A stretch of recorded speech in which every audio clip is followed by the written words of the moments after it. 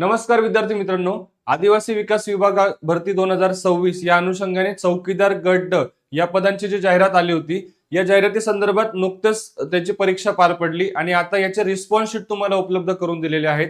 Response sheet तुम्ही आता कसं डाउनलोड करू शकतात, त्यानंतर एखाद्या प्रश्नाबाबत तुम्हाला काही आक्षेप असल्यास तो तुम्ही कशा पद्धतीने तुम्ही आक्षेप घेऊ शकता, या संबंधीची संपूर्ण प्रोसेस आपण स्टेप बाय स्टेप या व्हिडिओच्या माध्यमातून बघणार आहोत.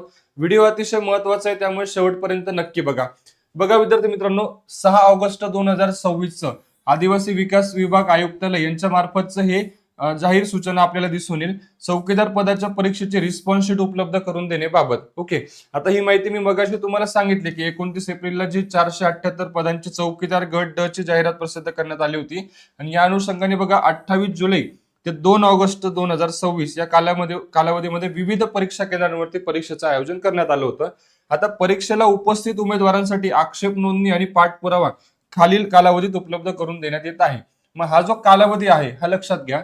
7 ऑगस्ट 2026 ते 9 ऑगस्ट 2026 सकाळी 11 वाजेपासून सायंकाळी 6 वाजेपर्यंत तुम्ही या ठिकाणी आक्षेप घेऊ शकतात प्रश्नाबाबत आणि तुमचे रिस्पॉन्स शीट तुम्ही बघू शकतात. बरोबर. आता यासाठी तुम्हाला जी ऑफिशियल वेबसाईट जी दिलेली आहे लक्षात घ्या. या ऑफिशियल वेबसाईटवर तुम्ही जिथून फॉर्म भरला होता त्या वेबसाईटवर तुम्हाला लिंकवर क्लिक करायचंय आणि तुम्हाला तुमच्या लॉग इन आयडी आणि पासवर्डने तुम्हाला साइन इन करायचंय. आता याची संपूर्ण प्रोसेस आपण व्यवस्थित एकदा बघून घेऊ. ओके, बघा आता सुरुवातीला तुम्हाला जी ऑफिशियल वेबसाईट दाखवली त्या वेबसाईटवर तुम्हाला जायचंय आणि तुमचा लॉग इन आयडी आणि पासवर्ड तुम्हाला टाकून बघा अशा पद्धतीने तुम्हाला त्या ठिकाणी एक तुमचं पेज ओपन होणार आहे. इथे तुम्हाला तुमचा email ID log in ID टाकायचा, इथं पासवर्ड टाकायचा आणि तुम्हाला साइन इन करायचंय. ओके, साइन इन केल्यानंतर बघा पुढचं साधारणतः तुम्हाला या पद्धतीने तुमच्या प्रोफाईलमध्ये तुम्हाला शो होणार आहे. आता इथे लक्षात घ्या, तुम्हाला इथे तुमचा फोटो दिसेल, तुमचा अर्ज क्रमांक दिसेल, तुम्ही ज्या प्रकल्प कार्यालयासाठी अर्ज केलेला आहे ते तुम्हाला इथे दिसेल, इथे तुमच्या अर्जाची स्थिती दिसेल आणि बघा इथे रिस्पॉन्स शीट म्हणून ऑप्शन आलेला आहे. ओके, आणि त्या ठिकाणी दुसरं खाली लगेच एक ऍड ऑब्जेक्शन म्हणून ऑप्शन आलेला आहे. ओके, असे दोन ऑप्शन तुम्हाला दिलेले आहेत. बघा लक्षात घ्या. आता रिस्पॉन्स शीटवर तुम्ही क्लिक केलं तर उमेदवाराचे रिस्पॉन्स शीट संदर्भात तुम्ही डाउनलोड करण्यासाठी या पर्यायावर क्लिक करायचे. तुम्हाला रिस्पॉन्स शीट तुम्हाला डाउनलोड करायची असेल, बघायची असेल तर तुम्ही रिस्पॉन्स शीट या पर्यायावरती इथे क्लिक करा आणि तुम्ही रिस्पॉन्स शीट डाउनलोड पण करू शकतात. ओके, पुढे बघा ऍड ऑब्जेक्शन, एखाद्या प्रश्न किंवा उत्तराबाबत आक्षेप नोंदवायचा असल्यास या पर्यायावरती क्लिक करा. म्हणजे एखादा प्रश्न तुम्ही रिस्पॉन्स शीट डाउनलोड डाउनलोड केल्यानंतर तुम्हाला एखादा प्रश्न किंवा एखादं उत्तर तुम्हाला त्यावरती तुम्हाला आक्षेप आहे तर तुम्ही ऍड ऑब्जेक्शन यावरती टिक करू शकता. जर तुम्हाला आक्षेप नोंदवायचा आहे तर त्याची सुद्धा प्रोसेस आपण बघूया. बघा आता ऍड ऑब्जेक्शन म्हणून तुम्हाला अशा पद्धतीची एक विंडो ओपन होणार आहे. लक्षात घ्या. आता यामध्ये बघा तुमचा रोल नंबर, त्यानंतर तुमचा name of candidate, date of exam आणि शिफ्ट आणि plus question paper set name या ऑलरेडी इनबिल्ड असतील. लक्षात घ्या. इथे आता तुम्हाला खाली काय करायचंय, तुम्हाला ऑब्जेक्शन घ्यायचं असेल तर क्वेश्चन आयडी म्हणून तुम्हाला ऑप्शन दिलेला आहे. बघा इथे ड्रॉप डाऊन मेन्यू आहे, यावरती क्लिक करून तुम्हाला ज्या प्रश्नाबाबत ऑब्जेक्शन घ्यायचं त्याचा क्वेश्चन आयडी तुम्हाला इथे टाकायचा आहे. ओके, त्याच्यानंतर बघा टाइप ऑफ ऑब्जेक्शन, तुम्हाला इथे नंबर ऑफ टाइप्स दिलेले आहेत ऑब्जेक्शनचे, ते तुम्हाला त्याच्यापैकी कुठलाही एक तुम्ही टाइप ऑफ ऑब्जेक्शन तुम्हाला सिलेक्ट करायचं, ड्रॉप डाऊन मेन्यू मधून तुम्हाला सिलेक्ट करायचंय.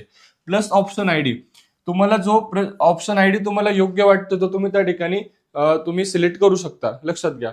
आणि तुम्हाला त्याबाबतची जी काही कमेंट आहे ती तुम्ही इथे कमेंट साधारणतः 150 शब्दामध्ये तुम्ही या ठिकाणी लिहायचंय. तुम्हाला 150 शब्दाच्या आत तुम्हाला व्यवस्थित सुटसुटीत शॉर्ट मध्ये तुम्ही त्याचं एक्सप्लेनेशन देऊ शकता. त्याच्यानंतर बघा अपलोड सपोर्टिंग एव्हिडन्स, म्हणजे तुम्हाला त्याबाबतचा पुरावा सुद्धा लागणार आहे. लक्षात घ्या. तुम्हाला जर एखाद्या उत्तराबाबत किंवा प्रश्नाबाबत तुम्हाला काही आक्षेप असेल तर त्याचा पुरावा तुमच्याकडे काय आहे, ओके, हे सुद्धा तुम्हाला या ठिकाणी अपलोड करायचंय. लक्षात घ्या. फाईल, ओके, आणि ती फाईल किती मध्ये हवी, 300 KB पर्यंत हवी ती फाईल आणि JPG फॉर्मॅटमध्ये तुम्ही त्या ठिकाणी ते अपलोड करू शकता. अपलोड केल्यानंतर मग तुम्ही या ठिकाणी ऍड ऑब्जेक्शन वर टिक करून तुम्ही त्या प्रश्नाबाबत तुम्ही आक्षेप नोंदवू शकता. बरोबर. आता याची सेम मी तुम्हाला सांगितल्याप्रमाणे ही माहिती खाली दिलेली. बघा ज्या प्रश्नावर आक्षेप नोंदवायचा आहे त्या प्रश्नाचा आयडी तुम्हाला पहिले नमूद करायचा आहे. कुठे, क्वेश्चन आयडी मध्ये. पुढे त्यानंतर टाइप ऑफ ऑब्जेक्शन, उपलब्ध पर्यायांमधून योग्य तो आक्षेपाचा प्रकार तुम्हाला इथे निवडायचा आहे. सेकंड टाइप ऑफ ऑब्जेक्शन मध्ये पर्याय आयडी, लागू असल्यास संबंधित पर्यायाचा आयडी तुम्हाला नमूद करायचा आहे. त्याच्यानंतर कमेंटमध्ये बघा, संबंधित प्रश्नावरील आक्षेपाचे स्पष्ट व सविस्तर कारण तुम्हाला नमूद करायचंय. 150 शब्दामध्ये तुम्हाला ते नमूद करायचंय.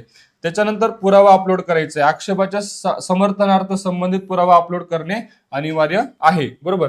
आणि ही सर्व माहिती काळजीपूर्वक पडताळून झाल्यानंतर सबमिट या बटनावर क्लिक करून तुम्ही त्या ठिकाणी आक्षेप नोंदवू शकता. ओके.